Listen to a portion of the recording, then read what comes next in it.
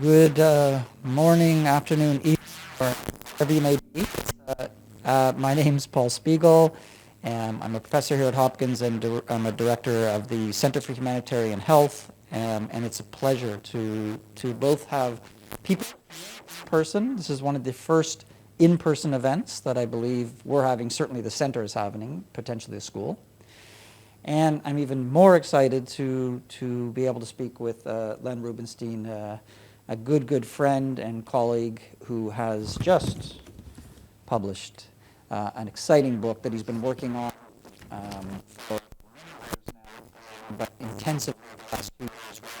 It's such a pleasure to have you, Len. I'll do a brief introduction of Len, and then we're going to go right into it.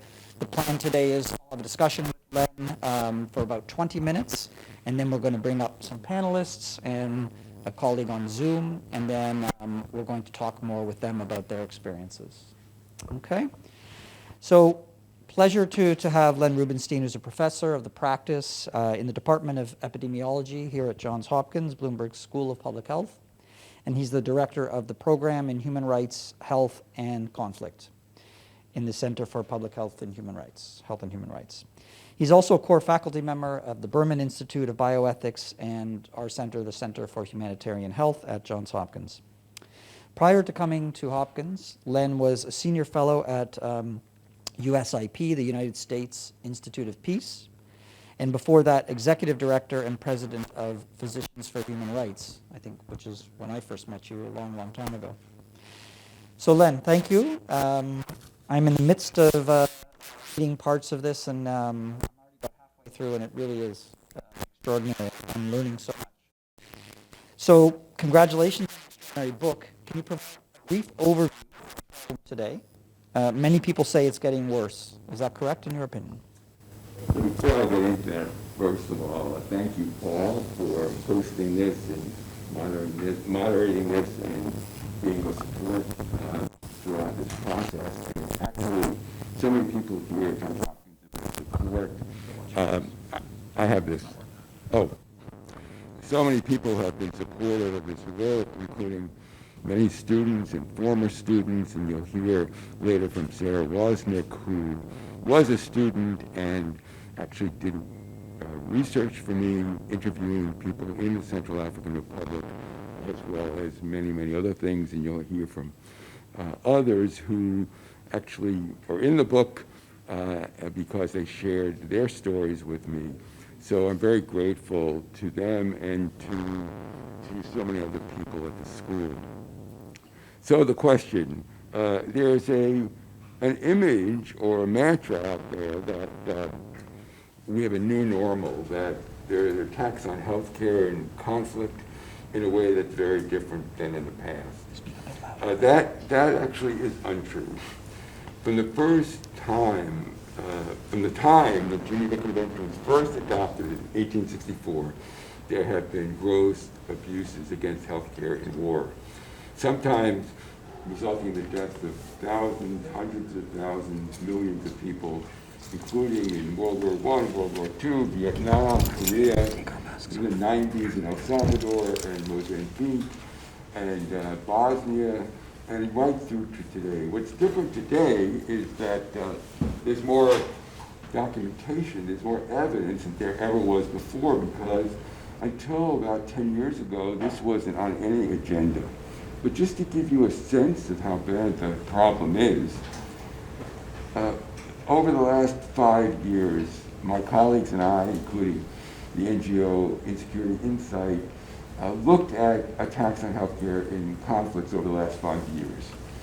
And just to oversimplify, this is not an epidemiological statement, but to oversimplify, on the average, every 2 days, a health facility in a conflict is damaged or destroyed. Every 3 days, a health worker is killed. So this is a massive problem. And I wrote the book because I think the public and the policymakers and the public health community needs to know more about this and get engaged. So you're clearly saying it's not a new problem. Do you have any idea about the trends over time? Have they changed? Have Did we not even really record it previously? That's exactly right. We didn't record it. So we don't know the trends. We know in public health that without the data, you don't know anything. And until very recently, we haven't tracked it. So you note in the book that it's really only, and we've just been talking about the last decade, that the community's really been at least taking notice of this. But with the multitude of other either immediate emergencies, climate change is not only immediate, but we have to deal with this in the future. Can you situate this problem in terms of violence against healthcare within the larger global health agenda? I would turn that question around, because the problem has not been on the global health agenda. We talk a lot in public health and global health about building health systems. Here we're destroying health systems, and there's very little attention paid. Over the last 20, 25 years, there has been such progress in putting global health issues, whether it's maternal death in childbirth, HIV/AIDS, ending polio, increasing child survival through immunizations. It's all gotten on the agenda, but this problem, despite its severity, has been neglected.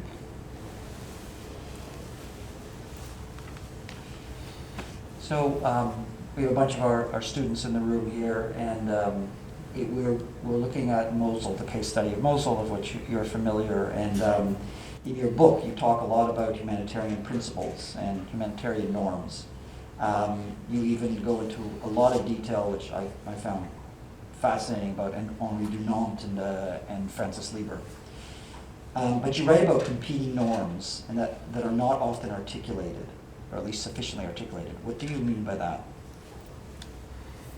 We're used to thinking that the norm of humanity, which means trying to avoid undue suffering or unnecessary suffering, is well accepted, and that's really the foundation of the Geneva Conventions. The idea is you protect healthcare, you protect civilians to avoid needless suffering. And this has been a norm for well over a century, more than a century and a half. People don't realize, though, and this is what I try to examine in the book, that there is an unarticulated norm that goes back to the same time in the 1860s that Dunant was writing by a man named Francis Lieber. Most people haven't heard of him, but he was very famous in his time because he wrote a code for the American Union Army in the Civil War. And he had a very different theory. He said there shouldn't be gratuitous harm against civilians or against hospitals or against people who are wounded and sick. But if you're fighting a just war and an attack on these people or institutions will shorten the war, it's legitimate. And so it was, instead of having a very strong and fairly absolute value, it was completely contingent on a military strategy. That was rejected in the Geneva Conventions. It was rejected in 1864, and it's been rejected ever since. But if you look at the behavior of combatants, that's how they act. They act as though achieving a military objective is, if it's important to end a just war quickly, They're saying closer to you. quickly, you can attack healthcare. And we've seen that so many times. Sometimes it's denying care to enemies in a hospital, going into a hospital violently because you don't want these enemies to get back into the fight after treatment. Sometimes it's a strategy of war, like in Syria, where the government forces have attacked hospitals hundreds of times. Sometimes it's a tactical issue, like stealing supplies from a hospital or looting it in order to provide either resources to sell or medical supplies for your troops, using the hospital as a shooting site. Sometimes it's a matter of convenience. as the Geneva Conventions evolved, many more precautions have been required, for example, to distinguish between military and civilian targets, and to make sure any harm to civilians is not disproportionate to its military objective. But that could be inconvenient. That's what we saw in Yemen, where the Saudi attacks on Yemen didn't bother to distinguish between a hospital, a school, and a military facility. So we see this other value playing out in practice, even though it's rarely acknowledged. Now, sometimes it is. The General Counsel of the Department of Defense said a couple of years ago, citing Francis Lieber, that it's legitimate to use indiscriminate weapons in urban areas in order to prevent terrorists from getting control of that area. So this is the competing value. It's unacknowledged, it's subterranean, but we need to confront it if we're going to solve this problem. I have two things. One is, I gave Len this mask because I wanted him to have a Hopkins thing, but it's not fitting. Do you want to switch to your other one? No, it's okay. Are you sure? If you don't mind me keep pushing it. Okay. So public health school, I'm supposed to cover my nose. My wonderful branding idea didn't go as well. Secondly, just if you can put it closer, because apparently they're having trouble hearing you in the back. Is there a, can you talk, because the first two chapters, if I'm not mistaken, really do deal with Lieber and Dunant. Are there ethical principles behind both? And for example, we would think with Lieber that, well, you should never have indiscriminate, you should never do anything that is going to hurt more civilians but to end a war more quickly. But on the other hand, from an ethical point of view, perhaps that is a way to actually hurt fewer people in the long run, for example. Do you know about, or are there ethical pinnings behind each of these? And is this still going on as a legitimate discussion? That claim has been made that more violence means shorter war. People have looked at this question, and there's no empirical evidence. And that's not a surprise. That use of that kind of force, imposing that level of civilian harm, doesn't necessarily shorten the war. And moreover, it's so open-ended. Everybody thinks their war is just. Everybody thinks more violence means shortening the war. So it means it's a license to do whatever you want. Yeah. Fair enough, but when you look at some of the wars, like with Syria, how long it's been going on, one wonders if there was another way to do something. Doesn't mean indiscriminate violence, but certainly to end something like this. But I'll get to that in another question. I remember a couple of years ago, we were at a conference, and I mentioned something about neutrality of care workers. And you said that there isn't or there does not really need to be neutrality. And I remember that taking aback, trying to understand it, and then I was reading, just to show I've read the book, on page 87 and 88. You go into a lot of detail about neutrality. You say something, you say, the demand for neutrality is more than a mistake about mortality and ethics. It has insidious implications.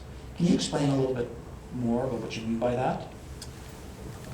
Yes, this is one of the biggest problems in the field, that people use the term medical neutrality, expecting doctors, nurses, medics to be neutral. Let me define a couple of terms. Neutral means not taking a political position. The obligation that all health professionals have is to be impartial. That is to provide care irrespective who the patient is, what the patient has done, what the patient's affiliation is. We understand the duty of impartiality goes very deeply into both medical ethics and humanitarian law. Imagine this. Imagine you're a doctor or a nurse in Syria, and you're getting bombed day after day, month after month, and you know who's doing it. The Assad regime is doing it. You are not neutral. You hate this regime. Imagine you're a military nurse or doctor. You're wearing a uniform. You are not neutral. So many people can't be neutral, and nothing in medical ethics requires you to be neutral, and nothing in the Geneva Conventions require you to be neutral as a health worker. The idea that they have to be neutral, though, has the insidious implication I mentioned, because people think you have to be neutral in order to deserve protection. The Syrian doctors and nurses deserve to be killed because they politically support the other side. It doesn't matter whether they're impartial. It doesn't matter whether they're doing their ethical duty. They're not neutral, so we can attack them.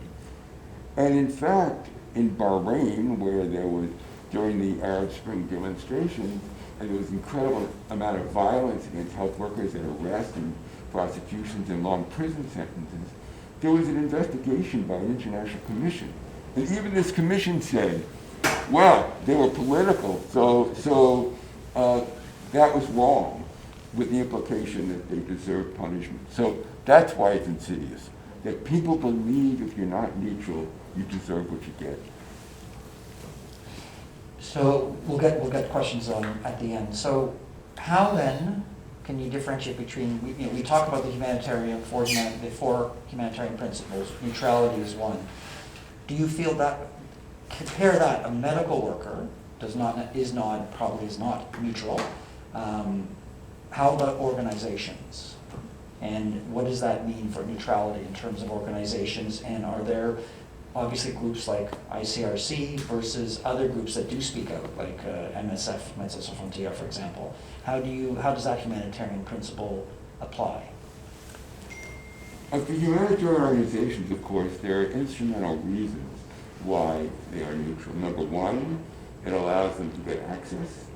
Number two, it encourages negotiations with all parties. And number three, it's a security strategy, because they are not identified with a party, and parties that don't like that you're treating the enemy will likely more respect you if you say you're neutral. So there are instrumental reasons, and there are some organizations, like the ICRC, for whom the neutrality stance is essential, and it's part of their kind of DNA, because they enables them to be an interlocutor with all parties. But we have to differentiate these organizations from individual health practitioners. And I should add that the vast majority of victims of violence in war among health workers are not affiliated with international or even domestic NGOs. They are individual practitioners working for the Ministry of Health, for private organizations in private practice, the community health workers, and it's those people for whom we can expect neutrality to be a standard of conduct. Okay. I'm getting some feedback from the back. I would say take this off, this one. Nope. That. Oh. And then keep the microphone just closer to you, and I think they'll be able to hear you better. It's not in the room as much as out in the webinar. Okay, two more questions. One, before we move to some panelists. You also speak of restraints on conduct. Can you explain really what you mean by that and some examples, particularly any successes? The situation is not hopeless, that's for sure. And I can actually give you a very surprising example, and that's the Taliban. Obviously the Taliban in the news a lot today. We know that they've committed some horrific acts. But since, as we know, they wanted to rule the country, they also wanted to make sure that they showed the population that healthcare was being made available. So they did not always attack healthcare, but they were very coercive about their relations with healthcare providers. They tried to demand who was hired, they tried to make money on vaccination programs by providing vehicles, and when they didn't get their way, they would sometimes shut down health clinics. But they were called, and occasionally they did burn a clinic or do something terrible. But they also were very responsive when the UN issued their civilian casualty reports. The Taliban always submitted a written response saying, either we didn't do it or we commit to comply, and they wanted to show their legitimacy by behavior. And those reports, I'm convinced, did affect their behavior. That was a restraint. Now, it had to do to some extent on their political objectives, but it had a lot to do as well with the continued pressure from the human rights reporting directed at them. So I think it could have been a lot worse. There are many, many other examples of restraints, but I think that's a really kind of a good one because it's so unexpected. Last question, and then we'll move to our panelists. Has to do with accountability. I think it's so frustrating for all of us that hardly anyone, if any, especially when you look at Syria and Yemen, has been held to account. A lot of that appears would be ultimately the UN Security Council or perhaps the International Criminal Court. But can you talk about this, and are there mechanisms, in your view, to improve accountability? Impunity is the norm in these attacks. There's almost no accountability. And the UN Security Council, which has the power to refer perpetrators to the International Criminal Court, has been paralyzed by the availability of a veto for its permanent members. And the lack of accountability goes way beyond that. That there can be domestic accountability too. All militaries have court-martial procedures, they discipline their soldiers. But it's rare. It's almost unheard of.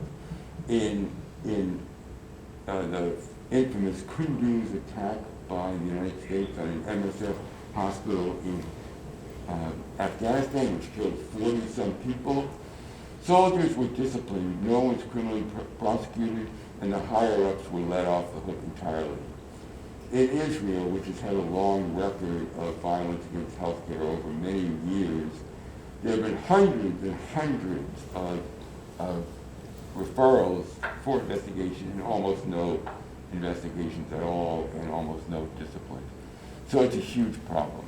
So we have to look for other sources of accountability. We have to force and get some leadership at the domestic and global level to pursue accountability, legal accountability, but we need to call out these attacks more. We need to have some leadership from ministers of health who are willing to stick their necks out, as one minister I wrote about, Pierre Samse in the Central African Republic, who does call out attacks on healthcare, and it's had some impact. So we need to do much more, not just have legal jeopardy for people who undertake these acts, which of course is important, but to call out and impose other consequences. And I can say one other thing, and this is about the United States too. There's been no accountability for the United States government through two administrations, Obama and Trump, selling weapons to the Saudis for use in Yemen against civilians, against hospitals, when it was widely reported within months or weeks of the war starting in 2015 that the Saudis were not complying with the Geneva Conventions. And this went on for years and years, and the weapons sales continued by not only the U.S., but the British government, and there's been no accountability for those actions. So the accountability has to go well beyond the individual perpetrators. Okay, thank you. What we're going to do, keep your questions. We're going to bring up Tolbert and Sarah, and then why don't we all go back here. So come on up, Tolbert and Sarah, and then Mohammed, can you hear us? Okay, and hopefully the microphones will work a bit better. Sarah, go in the middle, and then Tolbert right there.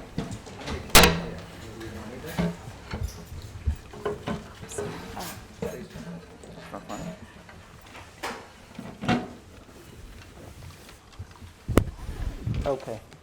I'll put maybe, oh no, we can double click. So hopefully, how's the sound? Is it better? Okay. Sorry for all those if you were having some trouble hearing us. I'm going to introduce three colleagues, friends, and then I'm going to ask them some questions, and then Len will end up with some broader responses. So first, I'm so pleased to introduce Sarah Wozniak. Sarah is a critical care nurse and public health professional who's passionate about equitable access to health care for people and populations in crisis.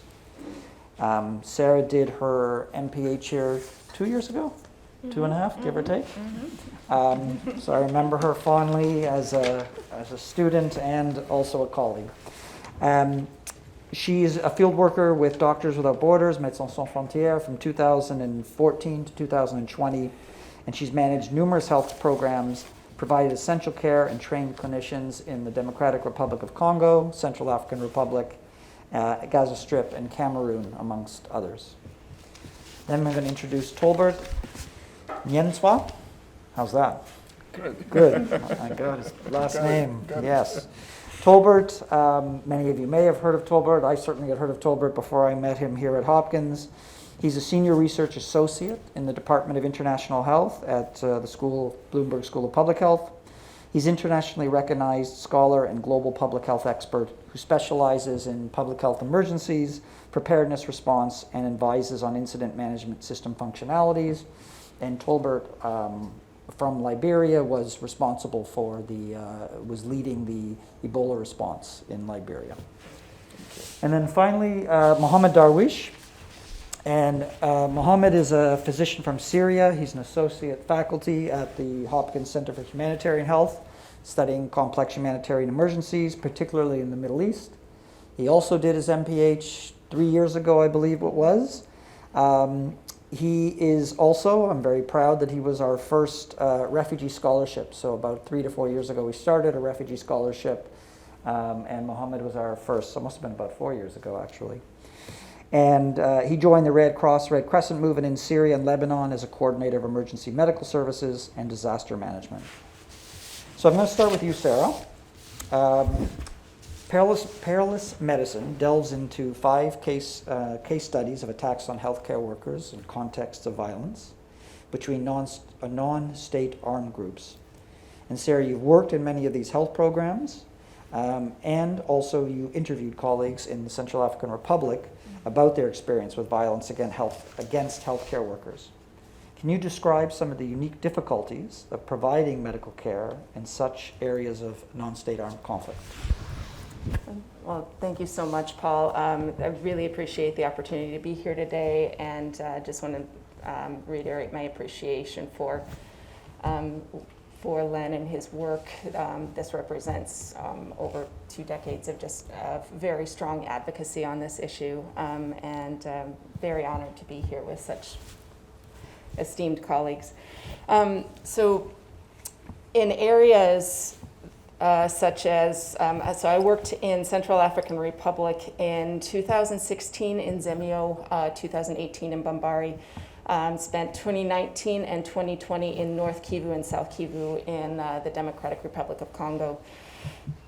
And from in such areas, one thing Len that mentions in the book that I think is very true is that non-state armed conflict has become even more complex and difficult to navigate for in healthcare settings now, because the number of armed groups has become so large, and the amount of which means that often their motivations and their allegiances are quite different, and they're shifting often. So it means that this is often a constantly changing landscape. And the people who suffer in the fight for power and control of resources, of course, are the population that lives in those areas. In Central African Republic, it's a country of 5 million. In 2019, I believe there were over nearly 600 people displaced. Over 600,000 people internally displaced, nearly 600,000 refugees across borders. So the problem is, I mean, one of many problems in this is that even to negotiate access, whether you're working as the Ministry of Health or we're working as partners in an international organization partnering with them, the ability to try and explain to all parties why it's important to keep medical spaces as places that are sacred, that deserve protection. You may negotiate all of that access and speak to all of the actors, and then it shifts, or the population shifts, because these populations are constantly on the move. So this is a constant and ongoing engagement that needs to happen. It's also an incredible challenge for the healthcare systems, because often the areas where armed groups operate are rural areas that infrastructure is lacking. So many of the roads become impassable in the rainy season. So what happens is that if a health center is attacked in a rural area, people may have to walk for days to get to another area to get that same health care or just get their basic health needs met. And Len mentioned that this is a huge public health issue. It overlaps with so many other issues, because you talk about trying to make advances in health systems in so many of the areas where we've made advances, but systems that are continuing to undergo attacks cannot continue to work on those advances that they so need to build resilience for themselves. Okay, Sarah, Len mentions that new sources of leadership and solidarity must demand action and support. It's it's not accountability, but it's at least demand for more responsiveness. And you interviewed Dr. Pierre Somse, Minister of Public Health and Environment in Central African Republic. And I remember Pierre from his UNAIDS days. Yeah. But he sees violence prevention as an integral part of public health work. Again, prevention, which is so important but so difficult to actually do and succeed at. So is this approach feasible, and what roles do you see for healthcare entities and communities themselves in preventing and mitigating such violence attacks? Thank you, Paul. I was incredibly impressed and honored to be able to interview Dr. Somse. I have never met someone in the Ministry of Health who was so critically engaged in this issue, to the point where when there was, in 2018 in Bangui in the Central African Republic, there was an attack on a church of Notre Dame de Fatima, and in retaliation, many community members from an opposing group came to attack a community hospital, trying to get people from the opposing group and targeting them. And Dr. Somse put himself in front of this group to de-escalate this violence, to try to work with different partners to evacuate some of these patients. Now, I know that he's not suggesting that all healthcare workers become mercenaries, and that's not what Len is suggesting. But it was very emblematic of the level of commitment that he showed to this issue, and leadership at all levels of healthcare to say, this is an important issue and we're not forgetting about it. We're not going to accept this as the norm. We're going to work together when it comes to whether it is working with communities and saying, okay, we've come here and we're trying to work on this new health intervention, or there's a new global health threat.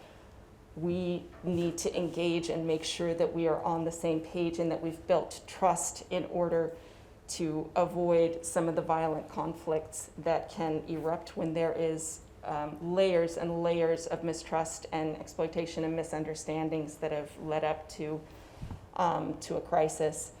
So leadership from healthcare workers and investment in community health workers and communication and coalitions and partnerships to look at context-dependent sources of violence and try to prevent things locally, but also to demand more accountability and more resources for this issue, I think is it's essential, as of course as part of a larger context of demanding better protection for healthcare, and of course it depends on the context where you are.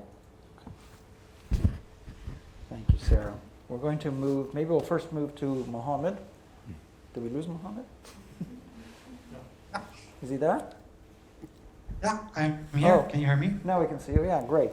I don't know if you can see me. Which way do I look? Yeah, I can. Okay, I'll look. Is it that way I look for Mohammed? Yeah. Whatever.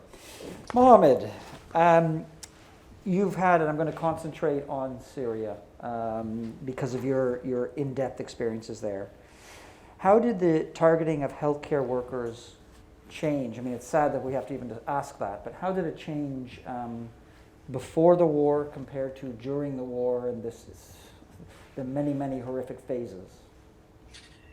Yeah, so actually, like in the Syrian government, with the Syrian regime, even before the war, didn't consider the healthcare workers as a group that has a protected status. Or during the Syrian war, this issue became more obvious. So targeting healthcare workers during the Syrian war went through two stages. The first stage was 2011, 2012, the first 2 years. In that time, the regime was controlling the whole country. And targeting was like arresting anybody who was arresting anybody who was in charge of treating civilians who were participating in the protests. So that enforced us, like as healthcare workers in Syria at that time, to establish a network of field hospitals, underground field hospitals in the regime-controlled areas. The whole country was under regime control. In that time, I do believe that the regime viewed the healthcare workers as those who are providing logistical and moral support to the protesters and to the opposition. So that's why like they were systematically like trying to track the field hospitals and arresting the healthcare workers, torturing them. Some of them, they are still in jail till today. Some of them, they died under torture. Some of them, they left the country, like me. The second stage of targeting healthcare workers started like end of 2012 till maybe we can say, and it's ongoing. It's like targeting the health facilities by bombing these health facilities. That's basically targeting the patients, the healthcare workers, and everybody who is in charge. And these issues, like these attacks are not individual attacks or isolated attacks. They are systematic attacks.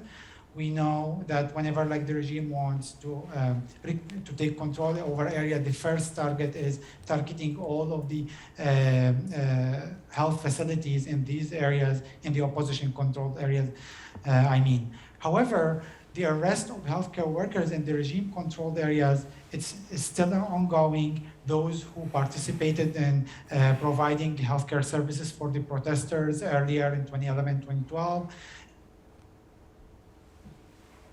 it still happens from time, for sure, like those who stayed in the regime-controlled areas, or those who were even like in charge of providing supply chain to the hospitals in the opposition-controlled areas. Over. A bit now talking about accountability. We've talked about. So I'm trying to find out here. We've seen during the long Syrian civil war that is still continuing. We've seen chemical attacks, and the global community did nothing. We've seen continuous attacks on healthcare workers and facilities, as you've seen. Can you talk a little bit about some of the people, both your experience, but some of the people you know who are still there in Syria, and how they see this leadership and or what do they think about some next steps in terms, do they feel completely forgotten, or if the international leadership is not necessarily responding, are they still seeing other people that seem to care, and how do they cope? Yeah, so actually, like if we look at the numbers today, we'll find that like around 70% of the Syrian healthcare workers left the country as of like 2020. In the past, like if we talk about the past now, like there were like two crucial like moments when the Syrian healthcare workers felt that they were abandoned and they didn't have any support from abandoned by the international community. The first critical moment when like the UN Security Council like failed to establish a free zone area for the free zone area, or let's say like a safe zone for the humanitarian operations, in which like that is supposed to be like no fly area or any like type of like safe zones. At that time, like the UN Security Council failed to take like that action because we all know like that China and Russia were, which were like in, like using like the veto to support the regime in that time, and till today for sure. The second critical moment was when the huge chemical weapon attack in 2014 happened, that like when President Obama set that red line. And then that red line was not respected, unfortunately. And at that time, the Syrian healthcare workers felt that now that's like just for Assad regime, that's a green light to do whatever they want, attacking healthcare facilities because they know that they will not be accountable for that. There's no mechanism to let's say like to enforce the international humanitarian law or even like the international law. So we will find, if we were tracking like the Syrian war, we will find like all of the massive attacks against healthcare facilities happened like after 2014 and 2015, after like the huge chemical weapon attack that happened. And then in that time, like we thought at that time, I was in Syria during like that chemical weapon attack, that okay, now if like nobody would take an action after like the chemical weapon attack, we shouldn't expect from the international community or anybody in the world like to take any action if they attack any hospital, or like even arresting doctors, torturing them, whatever, like they can do whatever with no accountability. Now for the future, I do believe that if we want to like be idealistic and we think that what can be done in the future, like referring Syria to the International Criminal Court is a critical issue to, let's say, to those who left there and those who let's say, were in charge of these attacks, they can hold accountable for that. So that's from my perspective. I know that's still too far. Now, if you look at the news, like we find like many countries, like Germany, they have like their own investigations about the war crimes in Syria. But we will never find any, even like country started any investigation about the attacks on healthcare workers, unfortunately. So I do believe that like the key issue in the future, like to address this, is referring like those who are in charge of these attacks to the International Criminal Court. Over. Thank you, Mohammed, very much. Tolbert, two quick questions for you. First one is, in Perilous Medicine, Len discusses a meeting in 2010 with the Minister of Health and Social Welfare in Monrovia. Says the ministry was humming with plans to rebuild a health system destroyed in 2 civil wars. But at that time, it was pretty evident there were a lot of challenges, acute shortages of essential services and healthcare workers. What are your reflections at the time, and how do you deal with the horrible devastation of the war, its effect on the health system, yet also understanding the challenges of rebuilding the health system with such limited resources to do so? Thank you, Paul. I think that's an incredible reflection. Basically, Len, thank you for the great and incredible work in this book. Dr. Gwenegale extends his greetings when I heard that this event was taking place. As old as he is in his 80s, he still remember and fresh on his mind on what had happened during the Civil War, being in care of a hospital and a healthcare system at a hospital in central Liberia called the Phoebe Hospital. And he still remember and extends his greeting. He said, "Say hi to my good friend."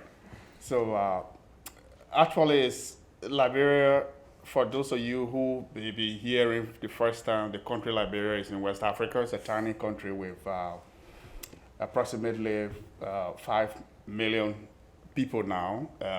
During the war, the Civil War from 1989 to 2003 is about 3.5 million people. And so when Len, in the book, as he's described it very well, went to Liberia in 2010 and met with Dr. Gwenegale in the Ministry of Health. Dr. Gwenegale had just left running the Phoebe Hospital when the war struck. The Civil War devastated our country, and in the first stage there were 2 wars, as was described very well and revealed in the book. The war between 1989 to 2000 to 1997, about 250, a quarter of a million people died from the Civil War. And the second was from 1999 to 2003. That had about 60,000 people also lost their life with displacement of over a million people in the country and across the world with refugee. Myself was a refugee in the Ivory Coast between 1993 to 1997, before the first war, and then came back to Monrovia, Liberia. And what Len described in the book was a country coming from a civil war, and Paul mentioned that briefly, with colossal effect and anarchy, breakdown in a whole healthcare system. Roads were destroyed, electric grid destroyed, healthcare workers displaced, a country with only 48 doctors in the entire country of millions and millions of people. People who were taking care of the healthcare system was only physician assistant, credit to what they did during that time. But it was a system highly devastated, if you think about that. People, economy broke down, no work, nothing, completely nothing. So people were displaced in the entire country. To rebuild a healthcare system of such was very much challenging. And Liberia had an election in 1997 that ended the first war, but we elected a warlord. The major warlord who was leading the crisis was the one that was elected, so it didn't stop the crisis. Others that were participating in the war came back, and we had a second phase of the war that killed from 1999 to 2003. Now, in 2005, we went back to election and elected the first female president of Africa in the first of the history, Madam Ellen Johnson Sirleaf. And Len mentioned it very well and described who Madam Sirleaf is, and reformed the whole country, and appointed Dr. Gwenegale, who was at a hospital, whose mother got killed with other healthcare workers in the Phoebe Hospital, appointed him as the Minister of Health. And when Len went to Liberia in 2010, we were in the process of, rebuilding the healthcare system and put in place a policy called the Rebuilding Basic Health Services, just taking care of maternal health, reproductive health, child health, and those kind of things. And we couldn't do a comprehensive package to do that. And it was challenging. A country with only $80 million budget, the health budget was less than $5 million for the whole country. To imagine what are you going to, tackle from the first place of that kind of system. So Dr. Gwenegale, we all came together and put in place the essential package for health services later on between 2011 and 2021. Then something happened. Ebola struck. Yeah, it's extraordinary, extraordinary circumstances. because of time, and I want to give, if everyone agrees, I'm really looking at Len. Len, we have some choice. Do you want to take some quick comments from the crowd? Sure. And then we can move on to maybe Len and the other colleagues responding. Anyone? I saw you had a question. Do we have a microphone that we can? Paul, the wireless don't work, so if you could repeat the question. Okay, gotcha. And please introduce yourself. Thank you, Dr. Siegel. I'm Melinda Kelly. I'm an MPH student here at Hopkins, and thank you all so much. First of all, thank you for the work you do, and also thank you for taking the time today to speak to us and let us learn from you. My question is in regards to RTP. We're just learning about it. Looks great on paper, but from what I just preliminary understand, it's more of a UN recommendation. It's not a treaty. So even though everyone signed off on it,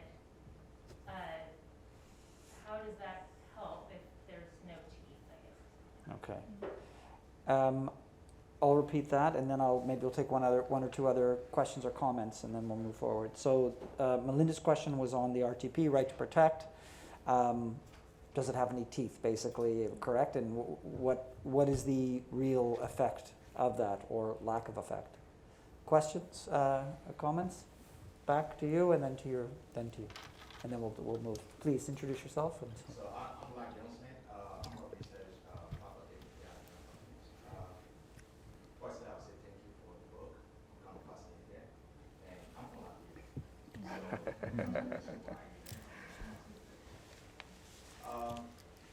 The topic of the book, that is the drivers of violence, is one of the more important things I think that I want to information and what the panelists will address some of the questions.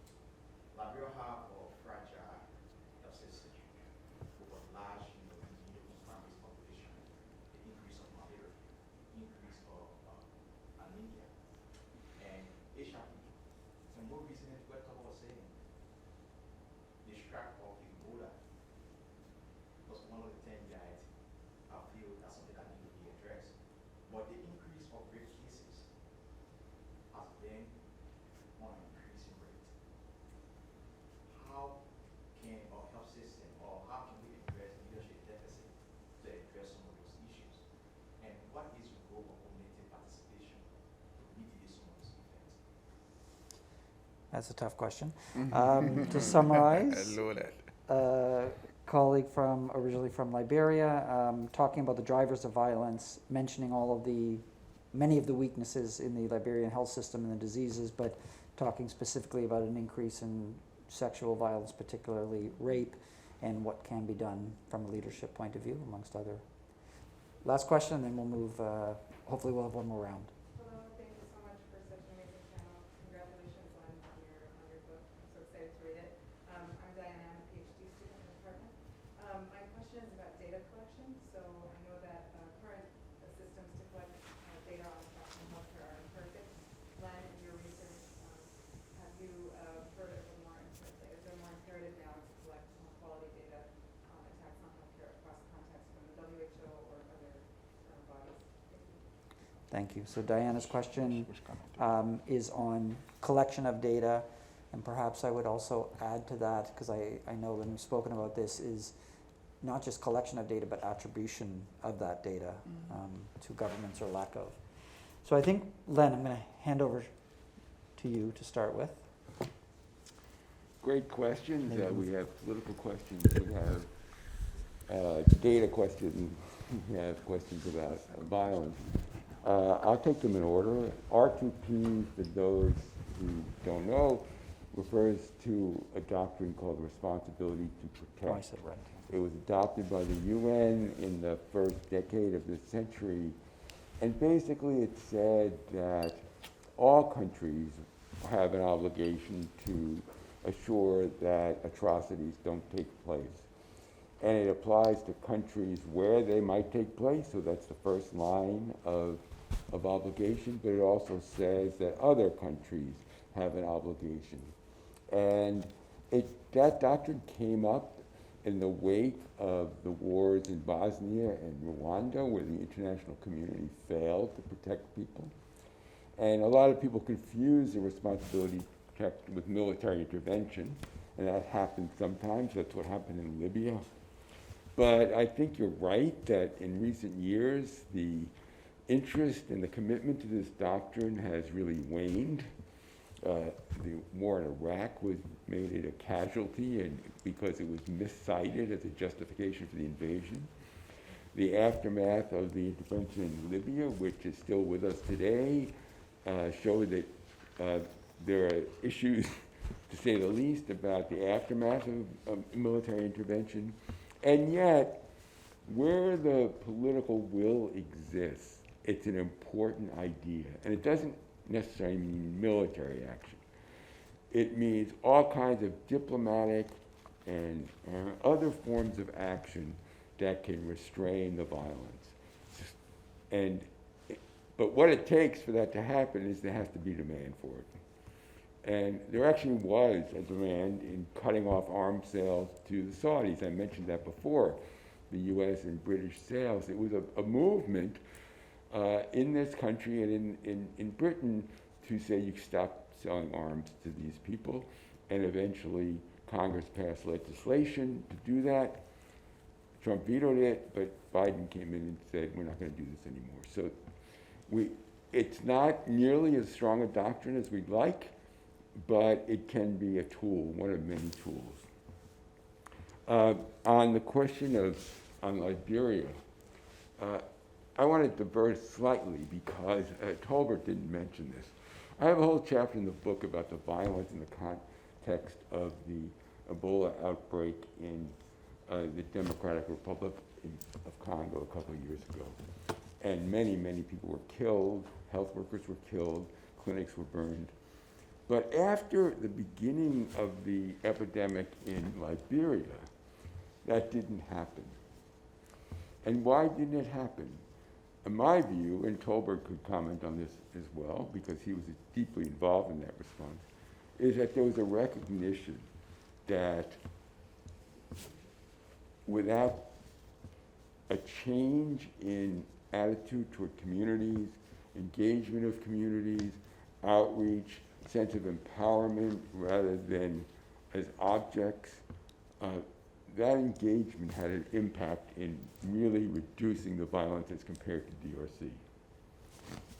On sexual violence, that was not a subject of my book. It's a terrible global problem, but an amazingly serious problem. But I'll leave it to Tolbert to address that question in Liberia. And then on data, I said at the beginning, the reason we don't know if its problem's getting worse is there's so little data.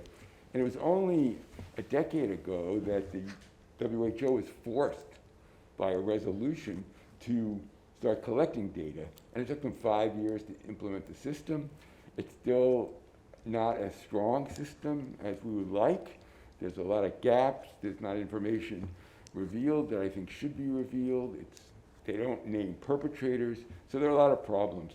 But NGOs and other organizations are collecting data, and I think that what we will see in the coming years is much more sophistication, much more systemic work on the collection of data, because we know in public health that data can drive decisions.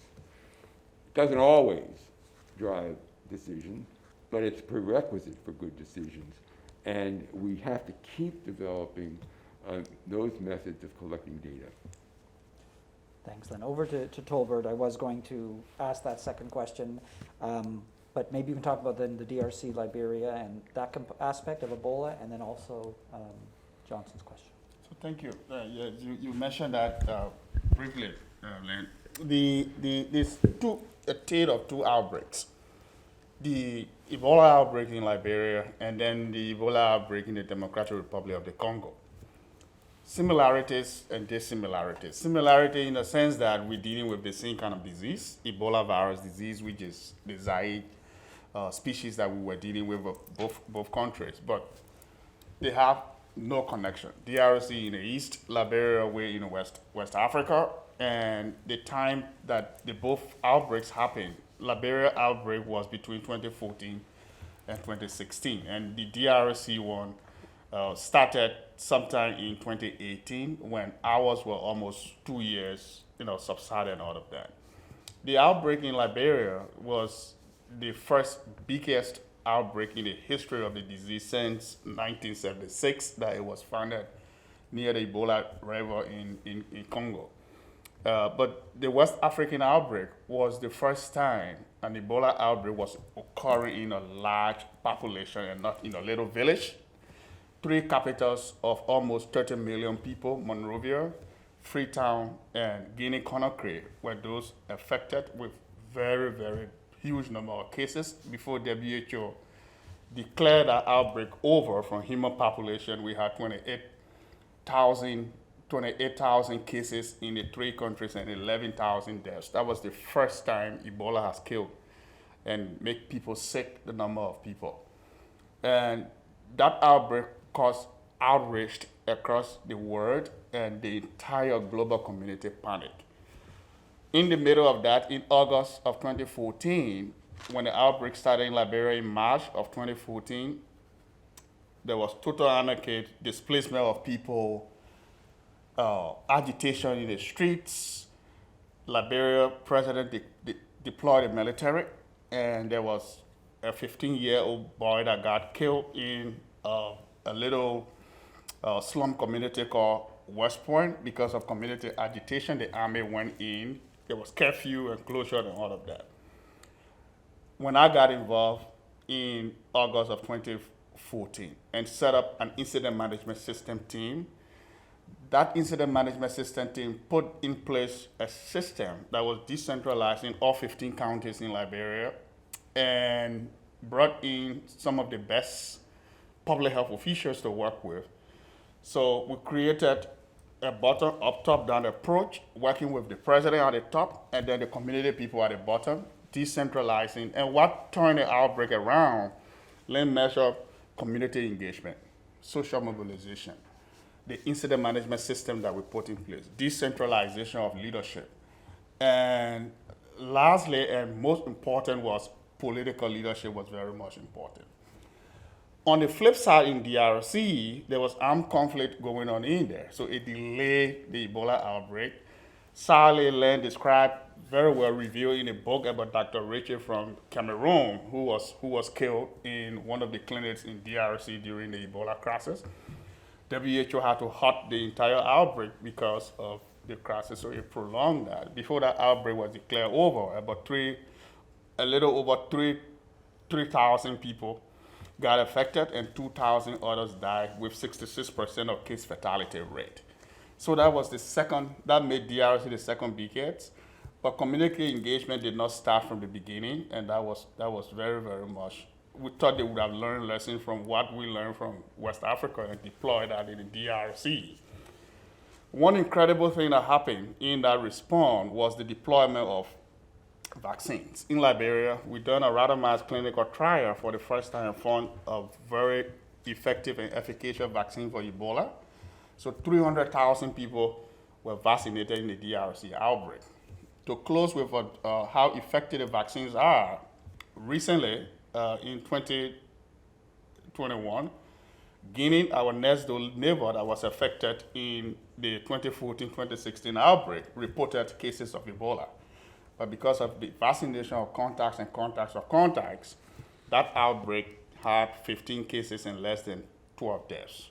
So that's the tale of the 2 outbreaks with DRC that Len described very well in the context of armed conflict and prolonged of a public health crisis. Thank you. Thank you. Because of time, we're a little bit over. I'm going to give firstly to thank Mohammed, Sarah, Tolbert. I'm going to give the last word to Len, but I just wanted to mention in the book, I mean, it's extraordinary the number of conflicts: Chechnya, Afghanistan, Myanmar, Turkey, Kosovo, Yemen, Syria, Liberia, and I'm sure I'm missing some, Iraq. So it really is an extraordinary book, and what I find so interesting is bringing both Len's experiences and other persons who he's interviewed, but then bringing it back to some of the tenets of human rights and international law. So as Fareed Zakaria says, buy this book.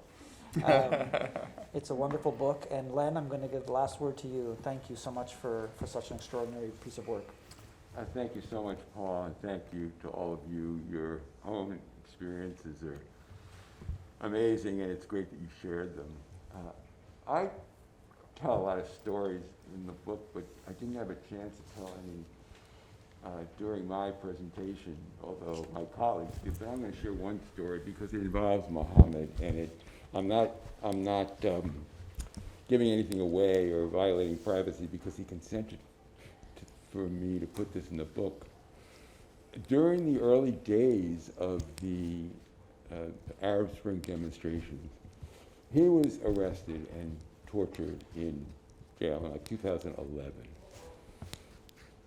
He was lucky to get out, and we're delighted he did. But the other part of the story is 10 years later, or 9 years later, in 2020, his mother, who was an OBGYN working for the Palestinian Red Crescent Society in Syria, was arrested allegedly for providing care to a terrorist back in 2011. So here's a mother and son arrested 10 years apart for doing their medical duty. And that's what that's why I want to end with this, because that's really what's at stake. Sarah mentioned solidarity. We can talk about prevention. We can talk about accountability. Those are very important. But it's also important to express solidarity. Mohammed mentioned how the Syrian doctors felt abandoned. I still remember in 2014, a doctor, when I said, what do you want to happen? And he said, stop the bombing. 3 years later, when I interviewed Syrian doctors, no one said stop the bombing. They'd given up on that. All they said is no one cares. And they suffered for it. So I think it's up to us to express that solidarity in every way we can. And that's the message I'd like to leave everybody with. And thank you again for this discussion, all of you. Thank you, Len.